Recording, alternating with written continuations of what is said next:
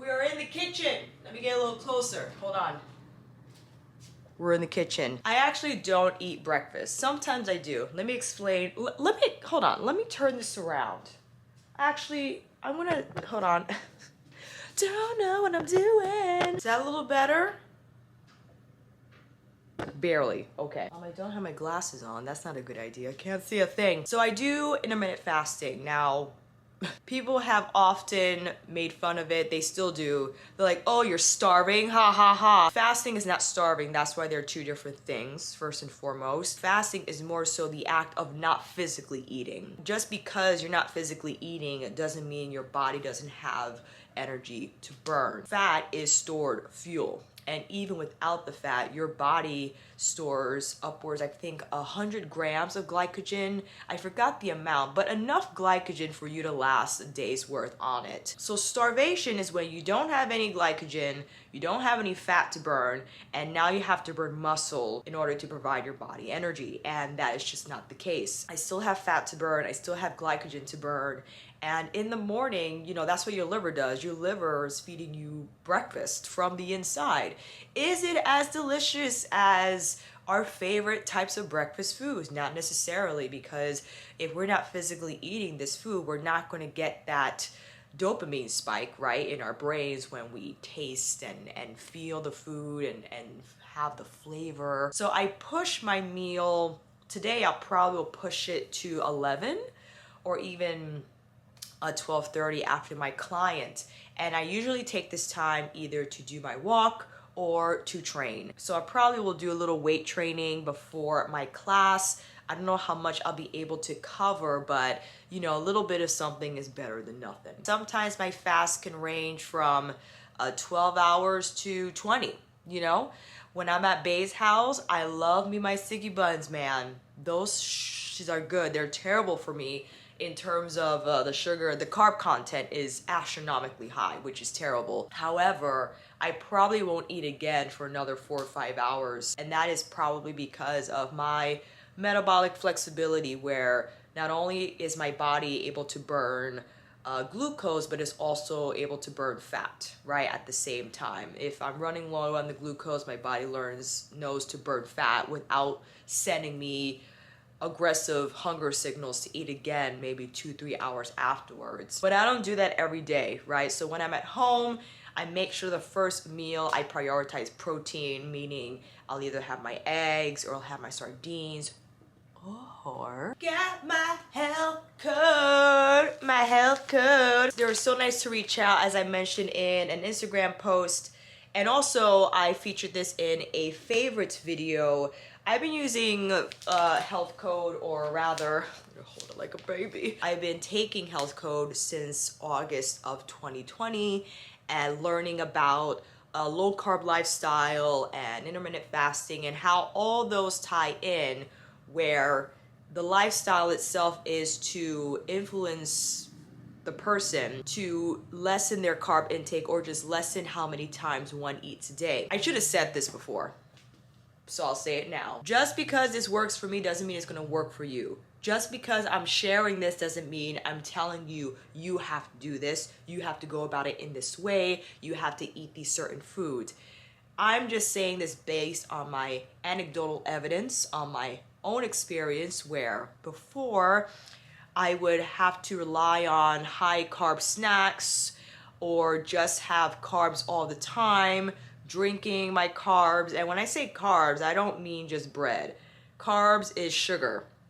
It is considered fruit. Fruit has fructose in it. Soda, juice, even rice cakes, pasta, anything that's not a fat or a protein is a carb. That doesn't mean they're evil. That doesn't mean we cannot have them. The thing is that I could get out of hand with them, and they are addictive by nature, especially when you mix a carb and a fat together. and this is low carb and high in fat, so it leaves me feeling satisfied for longer. It eliminates the need for me to eat something else if I don't have the time. And the ingredients are top notch. The protein blend is a whey protein concentrate with grass-fed collagen and egg whites, has the healthy fats, coconut oil powder, olive oil powder, apple cider vinegar, all the nutrients in here. So this is really great if you are a morning person, you are a breakfast person, but you typically might not want something super heavy, or you just don't have time, or if you are looking to not necessarily do intermittent fasting, but you want to lower your carb intake and not have a fruit smoothie in the morning, then I would recommend this. This is going to leave you feeling full. It's going to have all your nutrients. And if you're asking, oh, Alicia, doesn't fruit have vitamins and nutrients too? Those nutrients are not as bioavailable as they are in animal foods. I mean, we just don't absorb them as well. That goes for vegetables too. I haven't had leafy greens in months. I had them over quarantine because I felt like I needed them. Like, you know, to say that I could only have a steak and that's gonna provide all the nutrients for me, I would have been like, what? Yeah, animal foods are not just protein. They have the full nutrient profile. They have all the B vitamins, all the zinc, all the iron. And sometimes if you eat greens with animal products, the greens can, because of the anti-nutrients, sabotage the absorption of some of these vitamins and minerals, okay? All that to say, whether you want to have breakfast, lunch, or dinner, it just allows you the opportunity to get everything in one complete meal that is 360, going to provide you the full spectrum of nutrients without the carb load. And also, people have said that it doesn't upset their stomach, as a lot of these protein meals can. Some of you had mentioned in the IG video and the YouTube video that you don't like monk fruit and stevia, which is the sweeteners that this relies on. So that's a big no for you. I totally get it. This doesn't taste like the artificial sweetener protein shakes that I have had in the past, where that strange sweetness lingers after you have consumed the drink. It's like, why am I still tasting this? Sometimes I use this to break my fast. Let's see what else we got. Oh, actually, I forgot to open the package. Sometimes I break my fast with the Kettle and Fire bone broth. And also, I don't drink coffee. I know you're like, what? I don't need to drink coffee in the morning. I love cappuccinos, but those are more, or breves. Those are more like in between the day as just like my treat to myself. I only have it with espresso and half, and it's a pretty small serving. I even asked my local coffee shop to fill the cup halfway. I don't want a full cappuccino cup. If not the health code to break my fast, definitely the bone broth. This has collagen, this has protein, and it's a great way to ease your digestive system into solid foods, especially if you do prolonged fast, which I don't do. I don't do 36, 48 hours fasting. I don't think it's necessary. I think a lot of people should not have to resort to that long. If you are doing it for therapeutic reasons where you have a lot of energy to burn through, then sure, you allow your body that time. But I don't particularly do, and 16 to 20 hours is good for me, for sure. So no matter where you are on the nutrition spectrum, from vegan to carnivore, wherever on that, is to try to eliminate the processed foods and the refined foods, because seed oils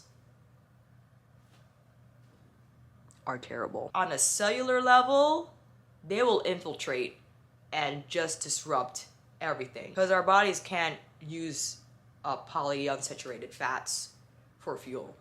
We're just not designed to. So if you could get that out at least, great. And just eat more nutritious foods. But whoa, we just, hey lecture. All right, well, I spent 20 minutes explaining all the food stuff. So I'm gonna get dressed and we're gonna do a little workout. All right, let's put you over here. Feel you gotta go down a little more. Gotta go down. Much better.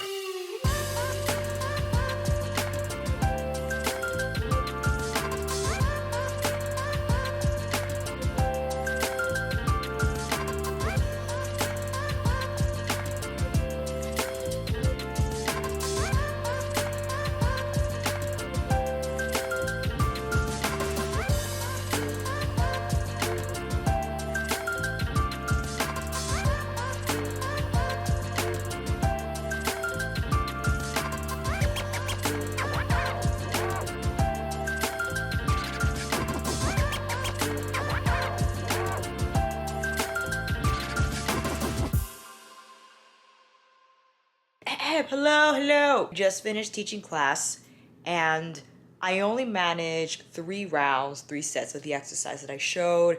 The barbell deadlift, I felt like another sneeze was coming on. The single leg hip thrusts, and the elevated push-ups. And for the 45-minute classes, I usually do them with them. I stop sometimes in between to just check out my fam, make sure they're doing okay. But, you know, I didn't want to go super hard on my own workout because I knew I was going to do stuff in class, which worked out. But sometimes what I do is I'll like work out later and do something else. So I'm one to support intermittent working out as well. Whenever you have the chance, you just do a little something, you know what I'm saying? So because it is 10:52, I use the Zero app to keep track of my fast, and I have been physically not eating for 18 hours and 26 minutes. So we're gonna break our fast with Health Code. Again, as I mentioned before, sometimes I break it with bone broth, but I love my Health Code. Health Code is meant to be your entire meal, right? But I eat a little more because since I eat 2 meals a day, maybe something in between, I have to make sure I'm getting as much protein as possible. So I have been feeling soft boiled eggs. Oh my gosh, they are so delicious. I wasn't crazy about hard boiled eggs, but soft boil when the yolk is still runny is delicious. Got the Ninja. I feel like you all are too far away from the greatness. So what I like to do is 1 scoop of the vanilla and 1 of the chocolate macadamia. Oh, I forgot to mention, in the morning, although I don't have coffee, I do make sure I drink plenty of water with electrolytes. So I put in some Keto Chow electrolyte drops. There's no sugar, no additional flavors. Concentrated sodium, magnesium, potassium, and trace minerals from the Great Salt Lake. That's what I do. If I don't have the Keto Chow, then I'll just straight up have some Redmond real salt. Like, just take it. About 8 ounces of water. I will add an ice cube. 1 nice packed scoop of the macadamia chocolate. 1 of the vanilla. A huge shout out to the team for reaching out and wanting to work with me. So my affiliate code will be down below if you want to check it out. Not making you try it, but I always recommend this if you are trying just to transition into a more stable nutrition lifestyle. When I say stable is, you know, not undergoing ravenous hunger pains throughout the day. Whenever you eat, you feel satisfied and full. You don't feel depleted. You don't feel fatigued. You feel you can do the work that is on your agenda well, with focus and clarity. And I just like to start off my day or have the first meal rather be as nutrient rich as possible. Make sure this thing is tight because sometimes it goes rogue and it's like, oh. Had to make sure that ice was broken down and blended. Look, I know it's hard to see, but it's delicious. The bubbles. So I take out my eggs now so that they can come down to more room temperature. So when I drop them into the water, the boiling water, they don't crack. You know what I'm saying? And then I'll start the timer. Actually, speaking of timers, let's shut this one down. Bloop. How we're feeling? We're feeling happy. You could put calm. You could put determined.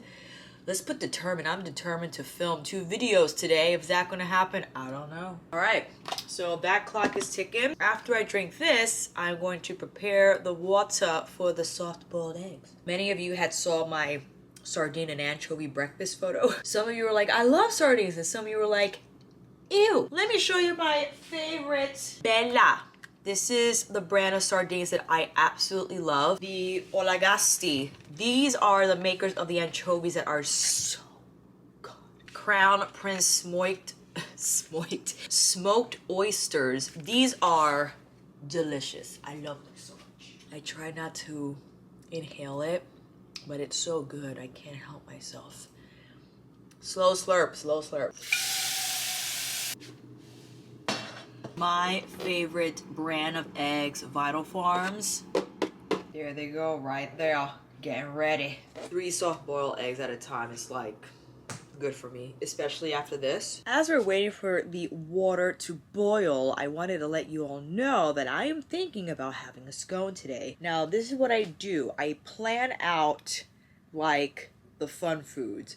I try not to eat them impulsively and just like, oh my god, I need this now. If I really want something that's high in carb, a refined flour and sugar, I make sure that I plan it out. I make sure that I have it earlier in the day so that I have an opportunity for the rest of the day to burn that excess energy. So that means that I could take a walk later or do handstands or do like a mini glute workout. I want to be able to use that scone and it not just kind of sit in my body, right? So that is the plan, and I found this is how I can manage my carb addiction, which I definitely do have. I still love my scones, my sticky buns. I just, you know what?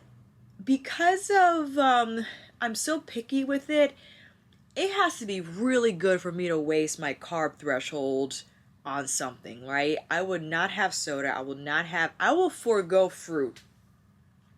Okay?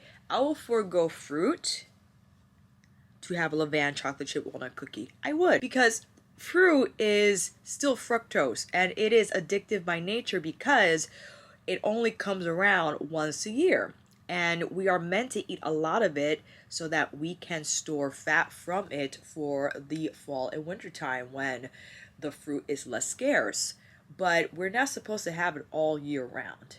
That is what is sabotaging, I think, our goals in terms of managing our carb intake. That's why it's hard to eat just one blueberry. You know, they're delicious and you just want to eat the whole pint. But that's what fruit wants you to do. It's fruit. It wants you to eat as much of it as you can, again, for the season to come. But if it's not local, I'm actually allergic to a lot of fruits. I'm allergic to a lot of stone fruit. I'm allergic to apples. I mean, I don't die when I eat them, but my lips start to get blistery, my throat starts to get scratchy, and I just feel like these tingly sensations when I eat those types of fruit. So that's enough of an incentive for me to not eat them. Because of that, I have a little more room in my fructose threshold to eat, you know, what I think is more fun, like cherry chocolate chip scones. So that's what I would like to do today, and I might have that after my eggs. I always recommend when my friends ask me for nutrition tips to prioritize protein. Always have protein first. The thing is, though, unfortunately, I think the gluten in the scones could possibly sabotage the absorption of nutrients from the eggs. But that's why I try at least to have them or have my scone afterwards, so the eggs have a chance to actually do their nutrition thing. So when I have my scone, it wouldn't be too much of a disaster. But that's, I think, what I've learned most of all is not just about, again, how the body looks, is how well can the body absorb these nutrients and get what it needs. I didn't realize that I was probably malnourished at one point. I definitely wasn't having enough protein. I wasn't having enough of the foods that provide that nourishment. And yeah, it doesn't have to come from plants. If you choose to eat plants or have a plant-based lifestyle, it is tougher because the amount of plants that you need to eat to get anywhere near the nutrition profile that is provided by animal foods. And I wanted to make this distinction. The low carb part of the spectrum does not support factory farming. We support regenerative farming, having the animals roam and regenerating the soil, right? So that's definitely a thing. I mean, Sacred Cow is an amazing book and documentary. I will highly recommend it just to get another perspective. You don't necessarily have to agree with it, just to get another perspective. Again, if you are plant-based, you have to take in more carb by nature just because those are the only foods that are available for you to eat. And because of that, you're going to have a lot more energy to burn. So that's why people who are super active, that they're like running 5-6 miles every day and they're doing this and doing that, and they happen to be vegan, they look a certain way because they're always on the go. But if you're not like that, and you don't have to be, if you're not running 5-6 miles every day and you have a job that has you sit down and you're just not moving around as much, but you're having the high carb stuff, you know, the beans and the grains and the plants, it could take a toll. Yeah, so it all depends on balance. It all depends on really what nutrition lifestyle is going to best weave in to your other parts of your life. And low carb for me is by far my most favorite. It's for me in terms of, I don't have to worry about eating if I don't have the time, right? If let's say hypothetically, if I'm traveling, before I would, make myself eat breakfast like super early in the morning because you didn't know where you're going to get your next meal on the plane, or you didn't know if the airport was going to have trashy food. Now I just won't eat until I get to my destination, and I won't have any of the crap that they have on the airplane. It's just, now I'll be able to, or my body can function on the fat stores for energy, and I won't feel like I'm gonna die. Okay, so that's why I practice IF, and that's why I prioritize protein and fat, just so that the hunger signals are not aggressive. They're not gonna take over my life. Let's check on this water. Ooh, it's almost there. You have to be really strategic and careful with this, fam. So what I like to do is I take a spoon like this and I drop them in very carefully, very carefully. I also have my timer on standby. So what okay, hi, recording. Okay, so this is what I like to do. I like to take the water off the flame. And then one by one, I'll pop these eggs in. Like so. Ooh. Be very careful. Oh gosh, can't see what you're doing, Alicia, because the camera's not shooting where you need to be shooting. Alright, the eggs are in, so we're gonna slide it back over. Ooh, that's hot.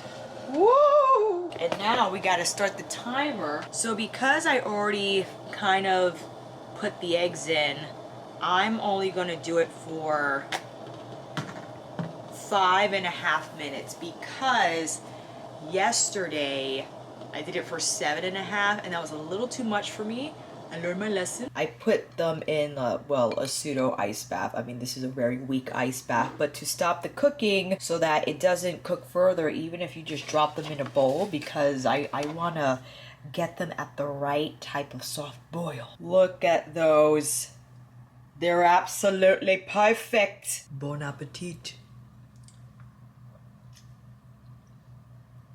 There's nothing like a perfectly boiled softball egg. The yolk contains so much good nutrition. And I have 3 eggs because we gotta get it in. Look at it. And with the red mineral salt, forget it. We're gonna leave 1/2 for mom. I wanna have her half. I'm pretty full. I wanted to maybe have some anchovies, but I think we're pushing it a little bit. And in half an hour I have another client, so if anything I'll have the scone then, if I still feel like having it.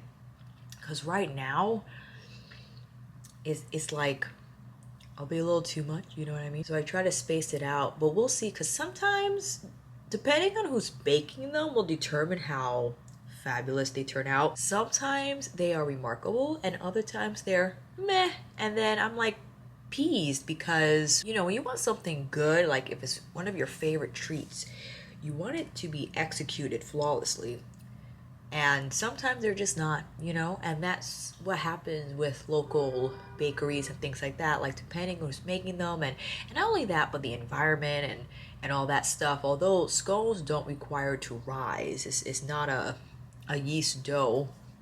I think it's more so over mixing it, right, or letting the butter melt. I looked at a couple of scone recipes, and what I had discovered was that if you have to make sure the butter is super cold, so that when the scones bake, there'll be steam from the cold butter, and that will create that really nice airy texture in the dough. And I tried it once. They're okay, but yeah, we'll take a walk down and see how they look. If they don't look as appetizing as I would like them to be, then I'll skip on it, you know? That's all we can do. All right, it's around 3:40 something. Dinner is served. We have chicken, green beans, carrots, and a lovely mushroom cream sauce. Now, usually when I have both veggies and protein, I try to eat all my protein first, because if I eat the veg with the chicken, I will get full very quickly, and I won't finish the chicken, which is a priority. So I'm trying to fill up as much as I can. And this was actually left over from yesterday, where we had roast chicken for dinner, and it's absolutely delicious. And the way we like to heat up chicken is to do so on the stove in its own chicken broth that was created while it roasted. I am not a fan of microwave chicken. I think it tastes like complete and utter trash. But when you do it on the stove, it's definitely a lot better. So this is what we're looking at. We're trying to eat all of this. Go slowly. And also, I'm gonna add a little bit of the mushroom sauce on top. Wine, heavy cream, wine, and look at that. That's some good chicken. And this was expensive chicken, by the way. I ordered it from Joyce Farms. Free roaming, happy chicken land. No, this was not from Whole Foods. Okay?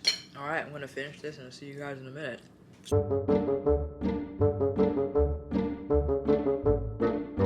Fam, we did it. It is now, what time is it? Hold on. It is 4:06. I keep my Levain cups like a pack rat.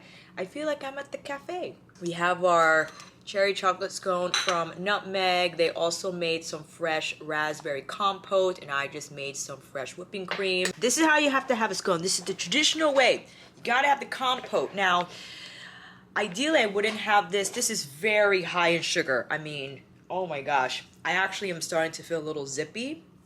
The scone is okay. I feel like sometimes it tastes, I don't want to say stale, but with all the toppings, it's delicious. I did not go out for a walk. Furthermore, I think it's gonna rain, which I'm kind of bummed. But that shouldn't stop me. I'm still gonna go and just bring an umbrella, you know? Because it's not cold out. It's 70 degrees. Would it have had been pleasant to walk while the sun is out? Absolutely, but sometimes you gotta do what you gotta do. I mean, I am way under my steps right now. I have to meet at least 10,000. This is ridiculous. So as we wrap up, a couple of thoughts. This is not low carb, by the way. So that's why I make sure when I have something like this, like I need to love it, like really, really love it. For instance, one time, Bea and I had a little bit of a exchange and I could not sleep that night. I was upset about it. We're fine, by the way, but you know, relationships. So I woke up in the middle of the night, but instead of snacking on something, I wasn't hungry. I didn't feel the need to rely on food to make me feel better. What I did do was write in my journal, in my Hobonichi Tetra planner. I just wrote out what happened and I just needed to put my thoughts down. But I was happy to discover that I did not need to rely on food to help me navigate my thoughts or to make me feel better about the situation. Because I didn't just need to feel better, I needed to understand it. And in order to understand something that made me upset, I need to do a brain dump. I need to just meditate on it and not necessarily have a snack. Again, my carb selections of things, very intentional. I plan to have this later than I would like, but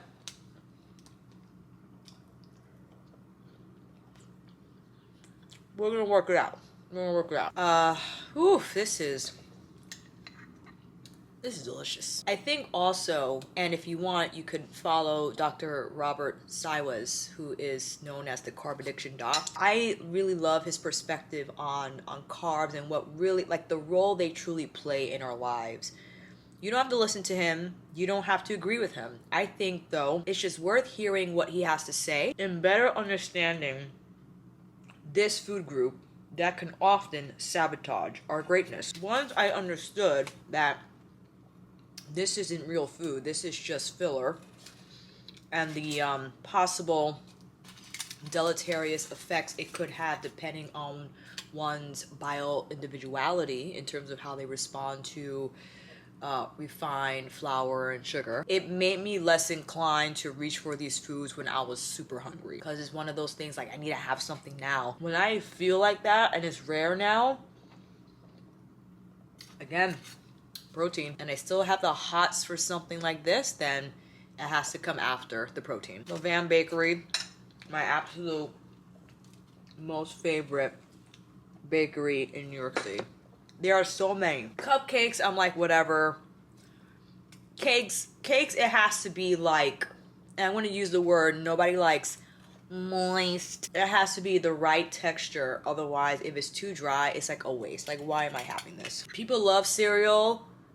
The one cereal indulgence is definitely Raisin Bran. Like, before I would have seen Raisin Bran as like a real food.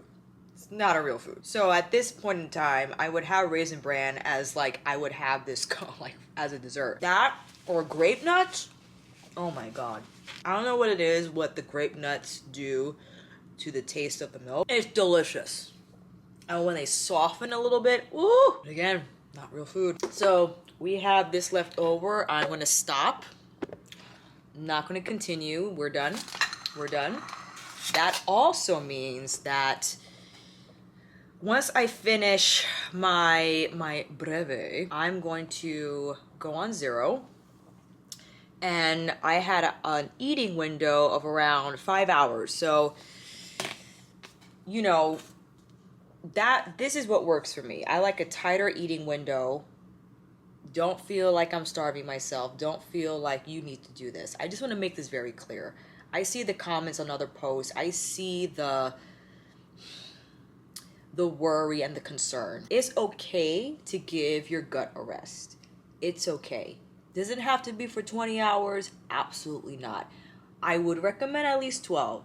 Just give your gut 12 hours to reset, and you can eat whatever you love and desire at that 12-hour mark. I don't think it's so far-fetched to do that. Now, people who do really intense cleanses and do like multi-day fast, they have their reasons. You know, again, I'm never inclined to go beyond 20 hours. I think that's, you know, that's what works for me. Some days is that long. Days that I go beyond is not because I intentionally wanted it to happen like that. That just might be the day, right? That just might be where my agenda falls and I eat when I am available to eat, and I don't want to succumb myself to something like this if I was starving, unless I had something more nutritious first. Like, that's what I'm really adamant about. Unless I'm intentionally breaking it early like I do with my sticky buns, no. So now, like, I could floss, I could brush my teeth, and it's only 4:18, and I'm done. And I don't have the urges to snack. Like, I don't have these, like, ooh, but I want some fruit, or I want this, or I want to drink that. This is how I started. I started not eating earlier in the day, and I accustomed and I conditioned myself to just, you know, shop's closed. That's it. Shop is closed. And I find myself that I'm so preoccupied with other things that, you know, I don't have the desire to snack to pass the time, nor do I have the desire to eat anything if I wanted to watch Netflix, if I wanted to watch a movie. I'll just stretch while I'm watching, because sitting on the couch is like the worst for my back. Start your fast. So tomorrow, the 16-hour mark ends at 8:19. That's when I can eat, or I could wait. You know, it really all depends. Hello there. So thank you for joining me on this What I Eat in a Day video. And a huge thank you to Health Code for they're not sponsoring this video. I told them that I would do a What I Eat in a Day and feature their shake, because as a longtime customer who, thank you again to the team, is now sending me some free bags of Health Code powder. I've been buying their shake for a long time, and it really played a vital role in trying to find my way in a low carb, sans this, lifestyle, what it means, what I can do to optimize its benefits. And again, this is something I'm just sharing because people ask, people wonder what I eat. This is, again, in no way saying that you have to follow what I'm doing. You don't have to intermittent fast. You don't have to do low carb. However, I would investigate if you have any autoimmune disease, if you're not sleeping well, if your stress levels are astronomically high, your cortisol levels are chronically high, and you are in like a really bad space. It could be the food. That's why people go on an elimination diet where they eliminate the baddies usually, and when they add stuff back in, then they can kind of pinpoint what type of food could be exacerbating their symptoms. For instance, I have allergies, and I really shouldn't be eating dairy because it does increase my phlegm. That is a choice I made, and I'll pay for it later. Pay for it now. That's the only thing I would leave you, that we need as a whole in this health and wellness space to get out of like this weight loss thing. It's not about weight loss. It's about living optimally, not just surviving. We want to be able to thrive. And whatever that means for you, whatever that paradigm is, that you need to find that framework that's going to allow you to do that, I would highly encourage that you do so. And I would love to know down below what you all do, what your favorite foods are, what your experiences have been. I will see you down in the comments, fam. Thank you again for your support and just being open-minded